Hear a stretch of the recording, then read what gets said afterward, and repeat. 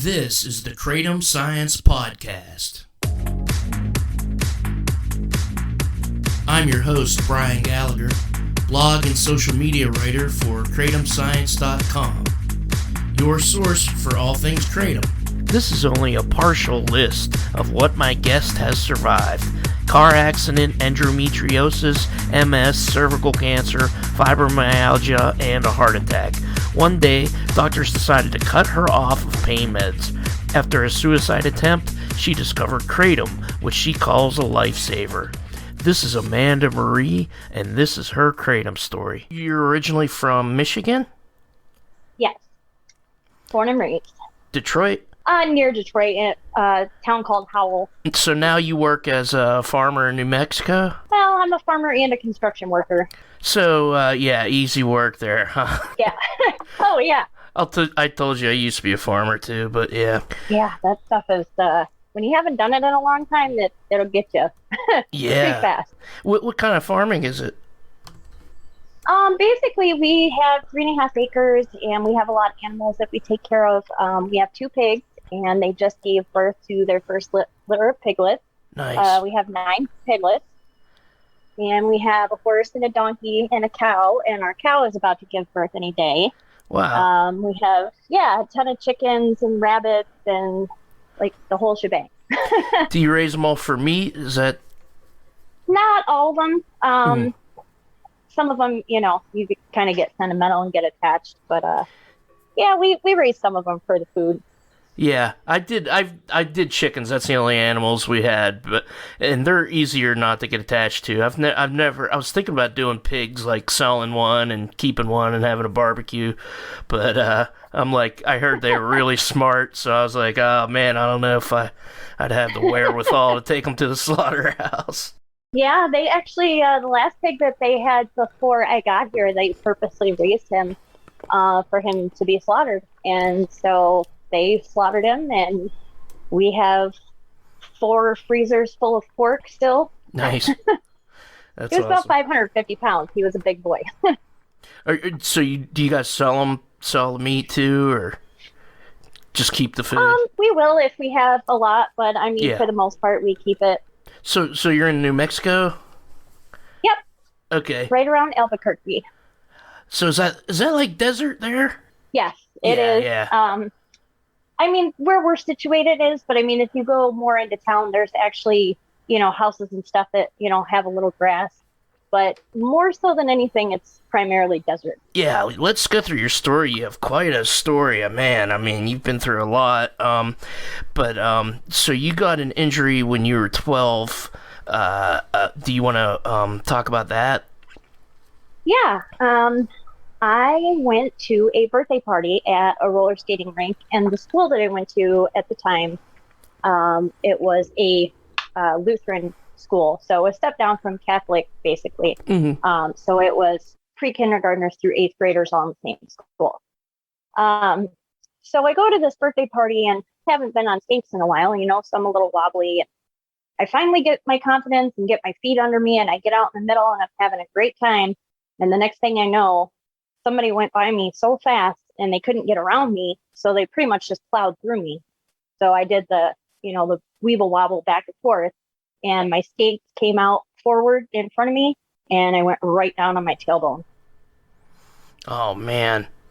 And you said one of your main arteries wrapped around a piece of tailbone, and the doctors couldn't work on it or something.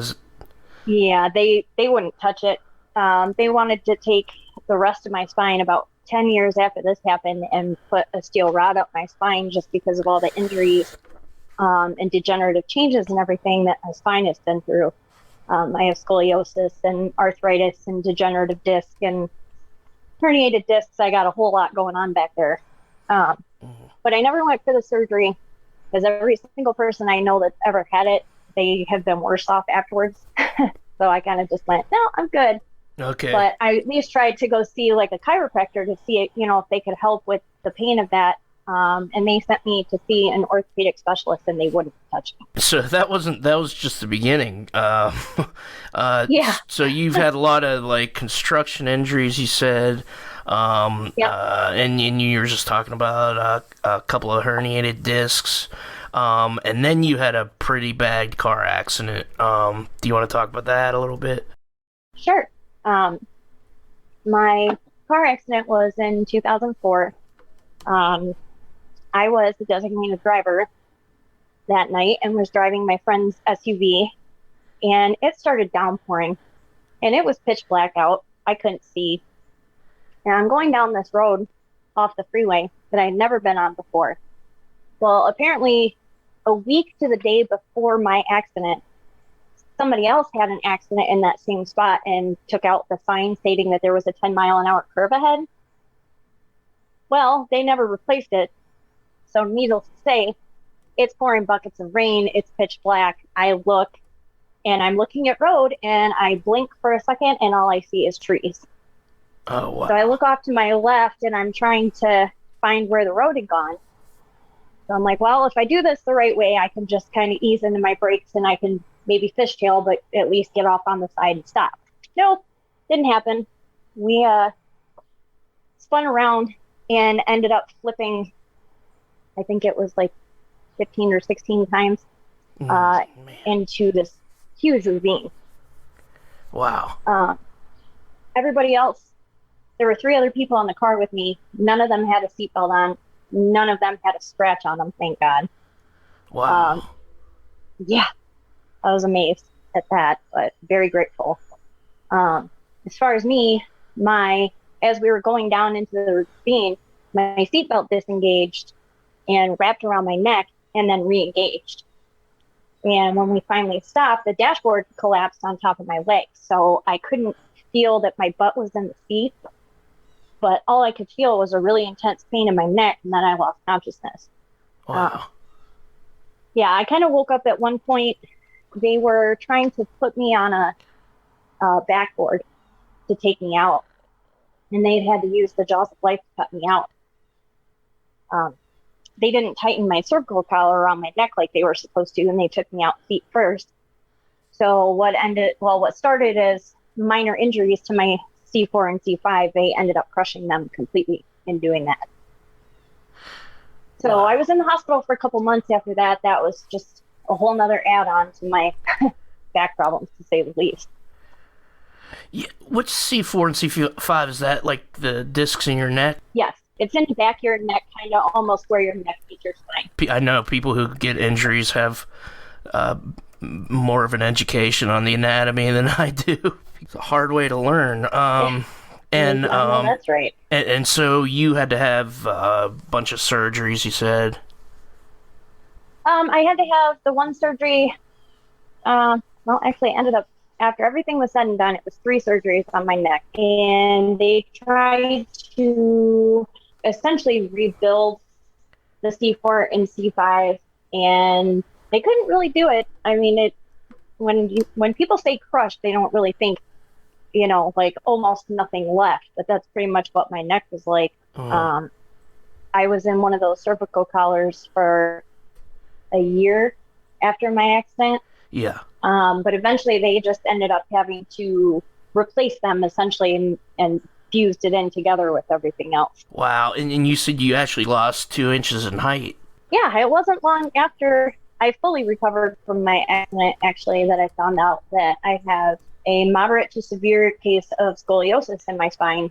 And yeah, I've lost over 2 inches in height within just a couple years. And you also said you had fibromyalgia? Yes, fibromyalgia, and multiple sclerosis. Secondary relapse version of that, which isn't as bad, to some, but it's still bad enough. Is that brought on by your injuries? I wonder the same thing, and from what I was told, or what I've learned since then, is that MS can be genetic. Mm-hmm. So, I mean, my mom passed on years ago, and my dad's side of the family doesn't really have anything with, autoimmune diseases or anything like that. But it's very well possible that it could have come from my mom's side. Fibromyalgia is one of those where it seems like they don't know much about it. Is that... I just tweeted an article out on our Twitter that said fibromyalgia might be some kind of autoimmune disease. Is Is that your understanding? Yes, I believe that it should be classified as autoimmune. It affects so many different systems in the body, and the symptoms that each person experiences can vastly differ from one person to the next.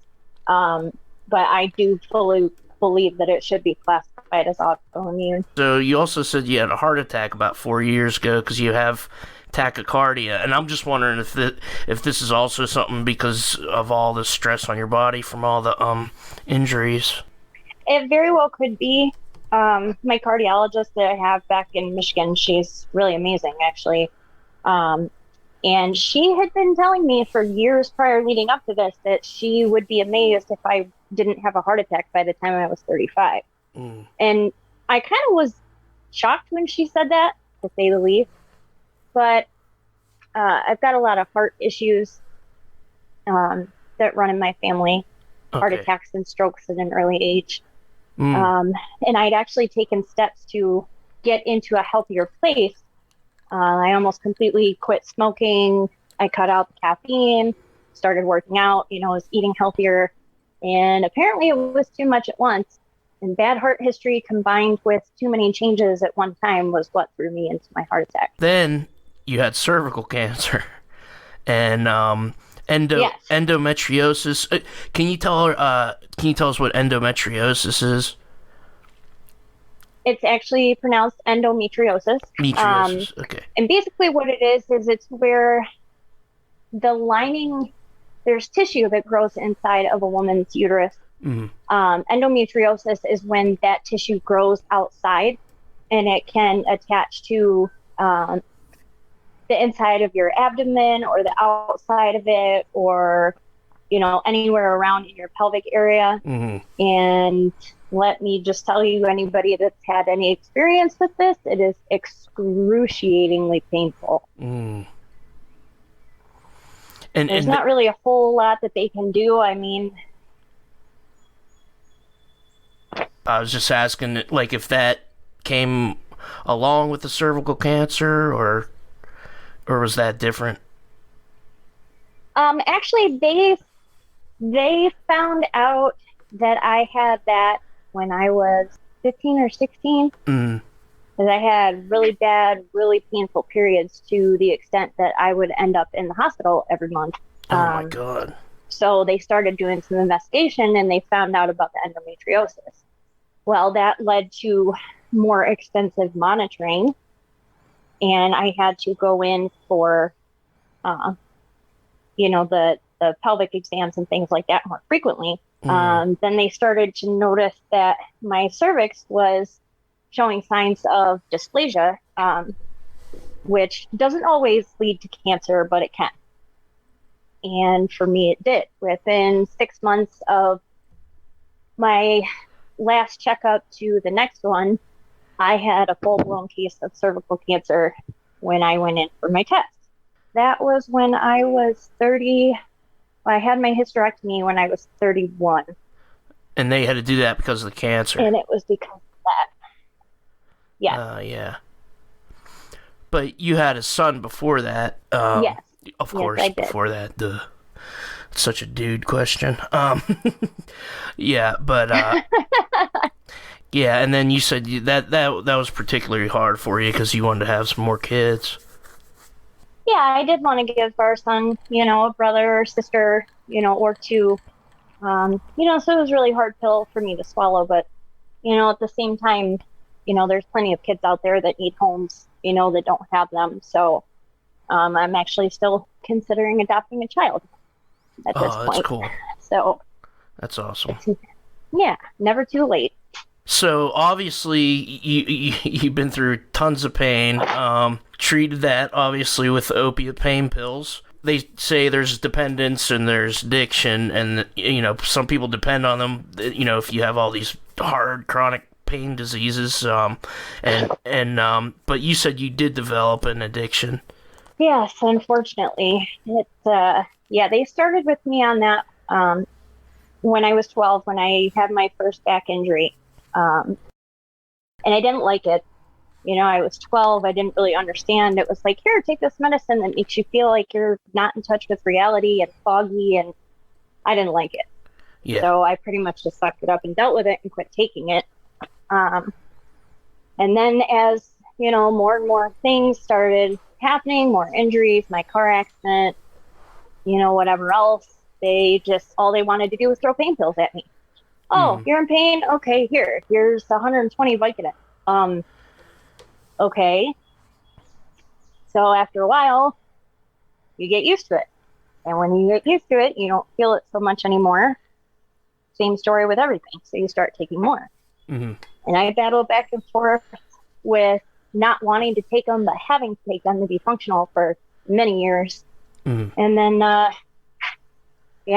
height of my addiction was about 4 years ago. And I was taking over 20 of them a day just to be able to get out of bed and function like a normal human being. Well, but you needed them for the pain and stuff, and it seems like, there was a time when you could get as many as you wanted, and but now I think people are in pain or having trouble getting them. Even my wife's friend's a nurse. She even said they're not even giving pain pills to the 75-year-old guy that's one of her patients with cancer. So it's kind of like they went too much for some years, and now it's not enough. And you even said that you were on 35 milligrams a day, and you had some kind of issue with your insurance, and then they just cut you down to nothing in 3 days. So what was that like? Well, that was actually leading up to, that was after my doctor had decided, when this witch hunt for people taking opiates started, that, we're going to cut you off. We know you need them, but we're just going to cut you off, because they were terrified they were going to get in trouble. Yeah. So a couple in my neighborhood that lived a street over had said, well, why don't you just come to this clinic with us, and they'll be able to help you. And I'm like, okay. Because in the meantime, in between this happening and my doctor's cutting me off, I was buying them from a girl that lived in my neighborhood. Mm. And that was when it got really bad. But so I ended up going to the clinic and talked to the doctor. And the first day that I was there, they decided they were going to put me on methadone. I had no idea what that even was. So I got all signed up for everything, had my first dose, went home.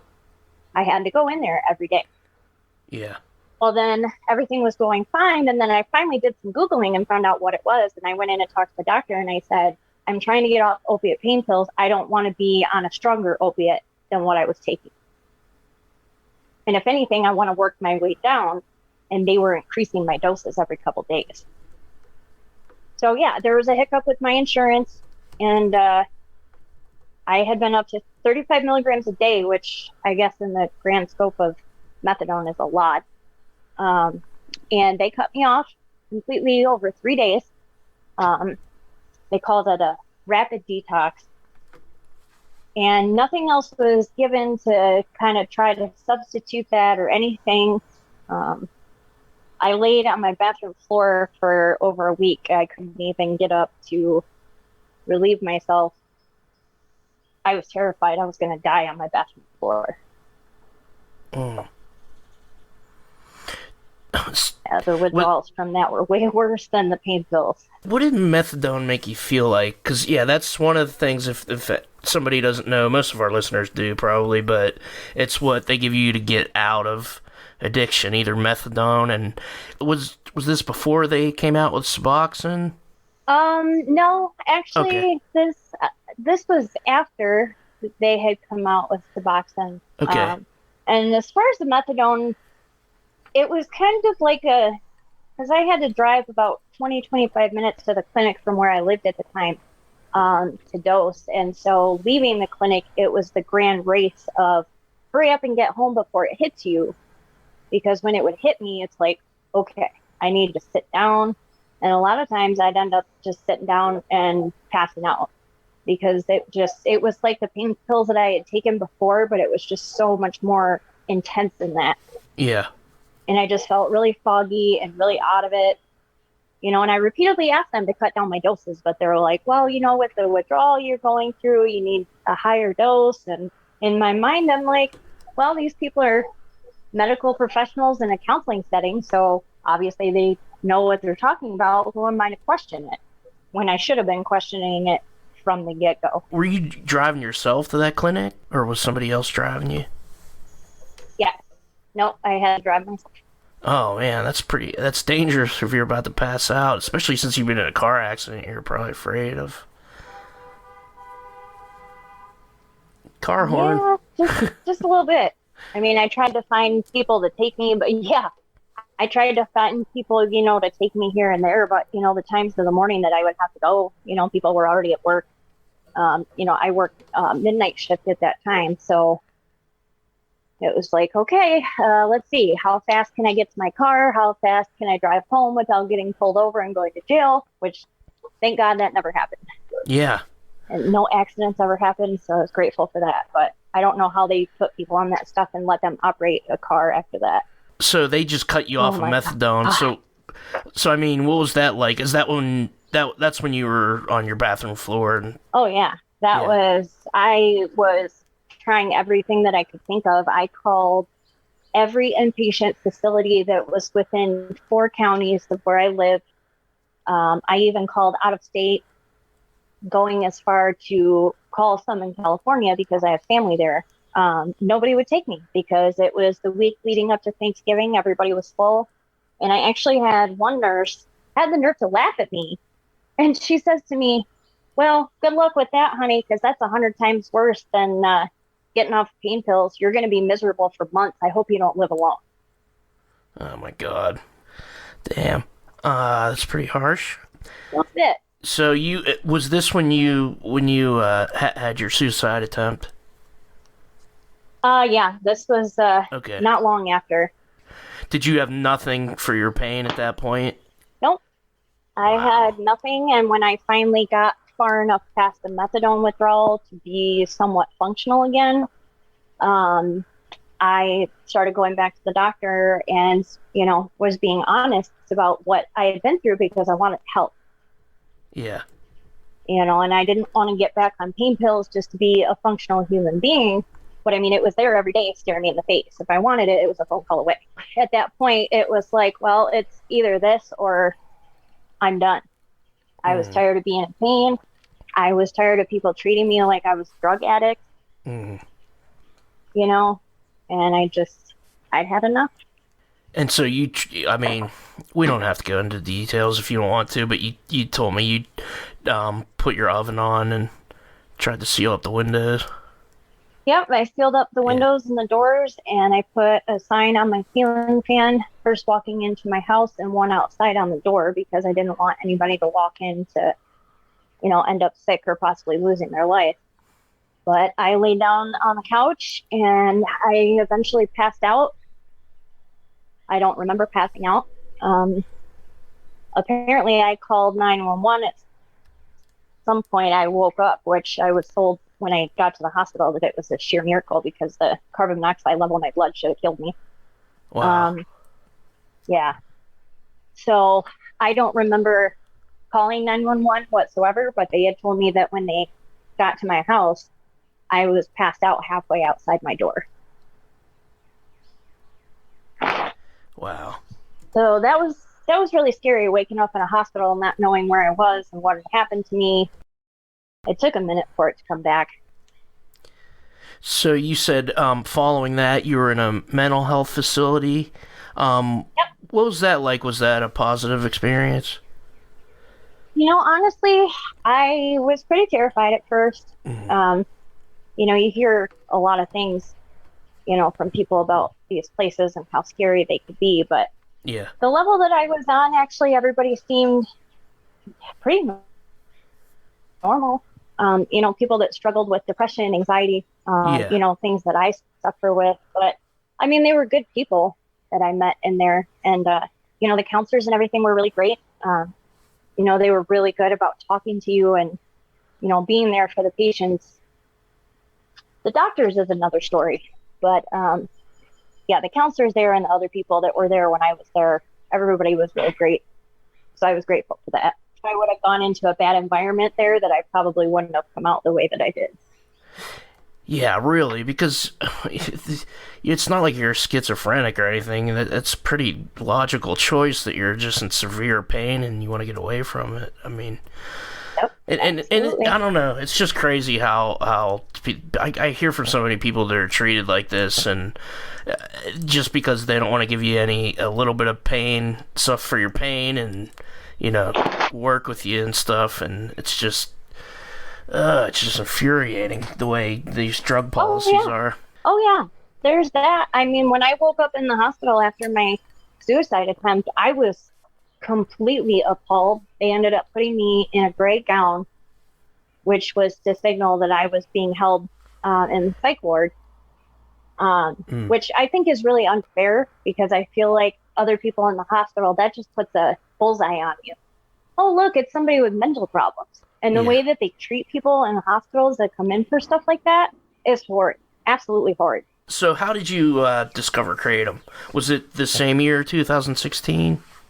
So this would have been, I have to think back, 2018, I believe. And this was my second stint in the wheelchair from relapsing on my MS. I was paralyzed from my hips down, couldn't walk. So you can imagine with the back issues and everything that I already have going on, being in a wheelchair just irritated that a lot. And the only thing that you have to move yourself to go to the restroom or get through a narrow doorway or you go up and down stairs is your upper body and your arms, and your back. So, I mean, my pain went from, 47 to about 200. Wow. And I had a home health nurse actually that came to see me. And at the end of one of our visits one day, she looked at me and said, "Have you ever heard of Kratom?" And I kind of gave her this funny look, and I'm like, oh God, here we go with the medicines again in my head, And she's like, well, it's a leaf, and she told me what it was all about. And I'm like, wait a second. You mean it's holistic, it's natural, it's not made by the FDA? She's like, nope, all it is, it's a leaf. So she left me with some information to look up. So I did a lot of Googling that night. And when she came to see me the following week, she brought a bottle of capsules for me. And I tried it, and that was it. I have not looked back since that day. Kratom has been a lifesaver for me. And I mean that in a very serious way, because if it wasn't for Kratom, then I fear to think of where I would be now. Yeah. I mean, so many people tell us this sincerely, and it's not, I mean, there's a struggle to keep it legal and everything, and people might think, we might be exaggerating, but so many people that we've heard from just on our site and that I've interviewed said it was a lifesaver. So, I mean, this is serious stuff. It's not just... it's not just a little recreational plant. So I feel like they're looking at it that, oh, this is just a natural way for people to, get high and, to abuse it. Kind of like the same thing that happened with marijuana before it became legal. Yeah. But of course, they're not going to let it be legal if they can't find a way to make a profit off of it. And that's really sad, because the medical professionals in the FDA in this country, they care more about the money that they're making than the mental illness, the mental health and wellness of their patients. I mean, holistic remedies have been around if they could use them in South America 1,000 years ago, then I don't understand what the problem is. I think Kratom, there's going to be some good drugs that come out of Kratom, which will be fine, as long as we can have access to the plant as well. What does it do for your pain? I mean, functionally, what does it do for you? So normally if I'm in just kind of about as normal of a feeling as I can be in, I'll wake up in the morning and I will usually mix up a combination of green, yellow, and red, or a white with like a gold and a red, something like that. And I love it because the red, it significantly helps with my pain on a day-to-day basis. Mm-hmm. It makes it so that I can get out of bed without wanting to tear my hair out. I mean, on my bad days when I flare, I don't really do a whole lot on those days, but on those days I primarily just take the reds, and yeah, it doesn't take everything away completely, but at least I can still be somewhat functional even on my bad days. And before, that was not an option. There were times that I was laid up for 2-3 weeks that I couldn't even get out of bed, and half the time I'd have to have somebody carry me to the bathroom because I couldn't even make it on my own. So it's tremendous improvement. That's awesome. And how do you prepare it? Do you do a tea or just a toss and wash, or? I take the powder, and I have been mixing it either with like the strawberry banana body armor or the grape crystal light. It really, really helps with the taste. Yeah. The reds, obviously are more bitter than the other ones. But I mean, it's been 2 years, a little over 2 years now, so I'm fairly accustomed. I still can't do toss and wash, though. I choke every time. Yeah. But I actually just saw something that a woman posted in one of the groups that I'm a part of. And she uses a French press. And she puts the powder in it. That's what I do. Yeah, boiling water. And I actually just today, this morning, on my lunch break, I ran over to Walmart and picked up the French press. So tomorrow I'm going to try it for the first time. And this was led up to, I was in the emergency room yesterday. I had an ambulance came out and had to get me, I ended up getting a super upset stomach, and I have gastritis and gastroesophageal reflux disease too. Oh, man. Yeah, so my stomach gets irritated pretty easily, which sucks because I love spicy food. But I think that the plant matter, and taking it daily, especially having to take higher doses on my bad days, is starting to mess with my stomach a little bit. Yeah. But from what I was reading on this lady's method with using the French press, it takes a lot of that plant matter out. And so you still get the pain relieving effects and, the energy and the help with the depression and the anxiety without having to put all that extra in your stomach. It got so bad that it made my chest start to hurt really, really bad. Oh. And it got to the point where it felt like my chest was caving in on itself. And so when I started getting the really bad pain in my lower back and down my left arm, I thought I was having a heart attack again. Oh, darn. So, yeah, I freaked, and, thankfully it wasn't that. They did my EKG and everything was as normal as it can be for me, which I'm really grateful for. But, yeah, moving forward, we're going to get rid of some plant matter. Yeah. Let me know when you start drinking the tea if you think it has the same effects or not. But that French press, I keep it in there about a half hour, and it comes out. It's a little colder. It's not like hot tea. And you're in New Mexico, so you probably appreciate that. But yes. So. Yeah, the longer you keep it in there, I mean, I do a half hour, and it was probably in there for 40 minutes today, but it gives it enough time to get all the alkaloids out, and it always works for me. I took mine at like 1:30 today, and I'm still feeling it a little bit. How much do you take a day? Well, on a regular day, I probably take about 4 and 6 grams a day. On a bad day, some of my worst days, I think I've taken a total of between like 12 and 15 grams a day. Yeah. That's part of my morning routine. I mean, I know the in the grand scale of things, 12 to 15 grams really doesn't seem like a lot to a lot of people. But then again, I'm maybe like a whopping 5'5" tall and weigh maybe 100 pounds on a good day. So, it really doesn't take a whole lot for me, but I mean, everybody's different and to each their own. So, yeah. But I mean, that's my wake up morning rituals. Wake up, make tea, then drink coffee. Then I'll talk to people. Yeah. And then I go to work. Yeah.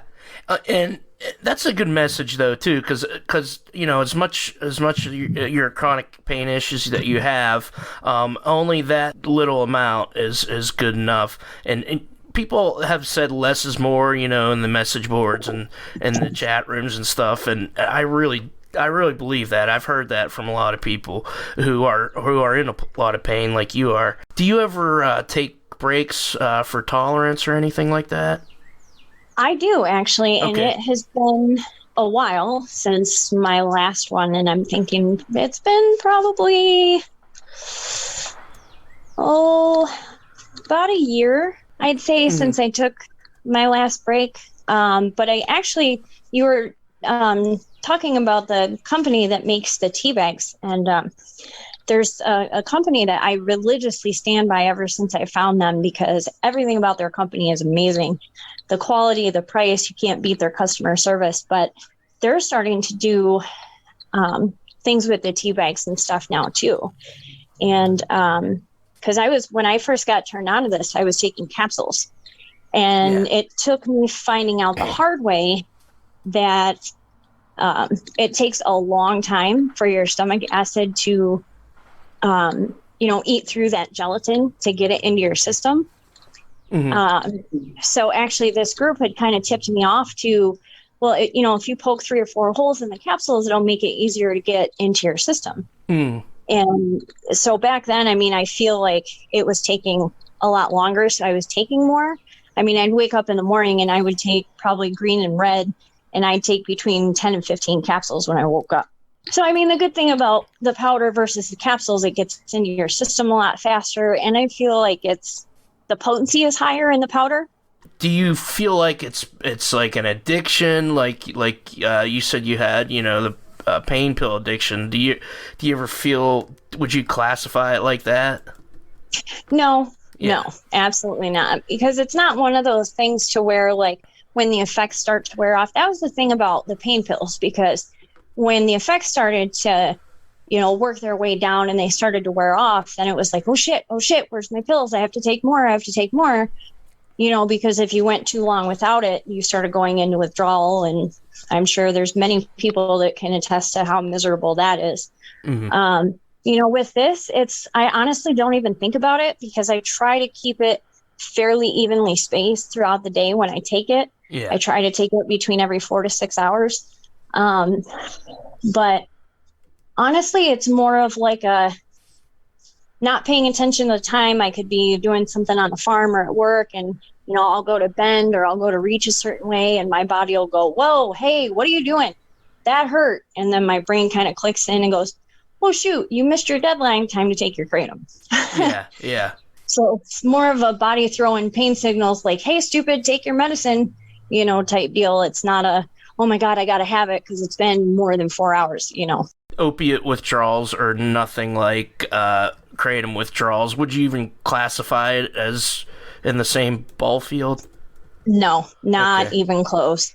There's been times like when I was taking with the capsules and I was taking a lot of reds, like if I didn't take it or whatever, I'd be like, man, I kind of feel weird, but it would just be kind of like I catch a chill for a second, or I'd get warm for a second. And it's just like, man, I think, am I coming down with a cold or something? But with pain pills, that's like a whole nother dimension. That's when it hits you, exactly what that is. Yeah. So I wouldn't even put Kratom in the same ballpark as that. So have you ever had a doctor that you could talk to about Kratom? Not in this lifetime. They were asking me about my medicines yesterday when I got to the hospital. And when I told them I took Kratom, because they're like, oh, you don't take anything? I'm like, no, all I take is Kratom. And they're like, what's Kratom? I'm like, are you kidding me? How can you not know what Kratom is in this day and age? Especially with as much as it's been in the news. Yeah, really. And I looked at the lady and I'm like, it's a leaf. She's like, wait a minute. You mean to tell me that you eat a leaf and it helps with all your issues? Yeah. I'm like, no, I don't eat the leaf as a leaf, but it's natural. And that's all I treat any of my conditions with is with holistic medicines now. And she's like, yeah, all right. And she turned around and walked out. So I do find that I run into a lot of skepticism and doubt when it comes to doctors and Kratom. I would love to be able to meet a doctor that would be like, oh yes, Kratom, that stuff is awesome. All right, let's talk about it. That would make my entire year. The more the doctors hear from us, the more they'll be they'll be looking into it themselves, because I'm sure they know that the FDA isn't always right about everything. The smart doctors will know. But I mean, I can understand though why some people would be kind of hesitant, because I'm seeing a lot online. People have tried to be very vocal and expressive about how much Kratom has helped them in getting out of, alcoholism and taking heroin and crystal meth and, stuff like that. And I love so much that it helps people to get off those harder drugs, and even alcohol. I mean, since I've never had problems with alcoholism, but I mean, I love my beer, I won't lie, but ever since I've started taking Kratom, I rarely ever get the urge to drink. And it's nice because, as we all know, hangovers are not nice to you the older you get. But I mean, there's a lot of people in the medical profession that are coming back and they're, talking a lot of trash about it. And it's like, wait a second, these people have found a natural, holistic option to help them get away from hard drugs. You think that more doctors would be supportive of that? It's kind of like, it seems like in your situation, I mean, you had to have something else. And it seems like now with that they're refusing to prescribe pain pills to anybody, even somebody that's in their 70s and has cancer. This is what people have left. So if you don't approve it, then tough shit. Because like in your case, you said you probably wouldn't be here if it wasn't for Kratom. Nope, I can almost guarantee I wouldn't be. And it's very sad statement on the state of our world today when doctors are intentionally keeping people sick and the FDA is putting up a big fight over a natural plant from helping people. People are supposed to care for others and want to see them, kick their bad addictions and to get relief from their health problems. It's not supposed to be the way that it is now. It's sad.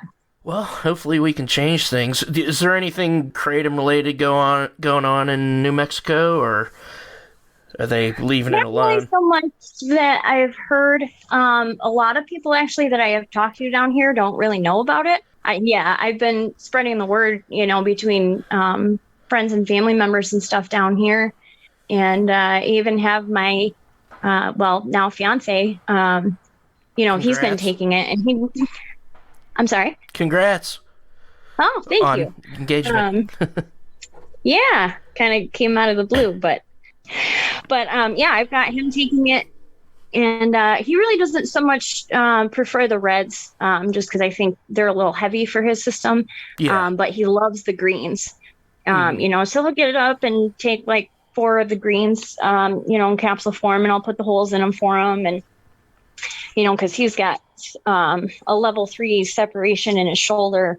He's got some problems in his neck and in his lower back. So I mean, he does construction with me too, so it's helped him significantly as well. That's so great. I'm on a mission. I mean, I'm one person and it's a big state, but I'm doing the best I can. Yeah. Spreading the word, I think, is the most important thing we can do, because we all don't have the big bucks to, lobby the politicians with. But I think the most that a regular person can do with a normal job and isn't filthy rich is to just try to spread the word as much as we can. Because where are people going to turn if they're not prescribing pain pills? I mean, yeah, exactly. And I mean, they sit there and talk about how they're so worried about the rate of suicide among, people that have chronic pain issues, or, just severe pain, or whatever the case may be. And it's like, okay, well, Kratom is aiming to try to bring that number significantly lower. But if you cut everybody off of one of the only other alternatives that they have, then that suicide rate is going to quadruple at least. I mean, we're human. Our bodies are only built to take so much before we just can't do it anymore. Thank you very much, Amanda Marie. Please spread the word about Kratom.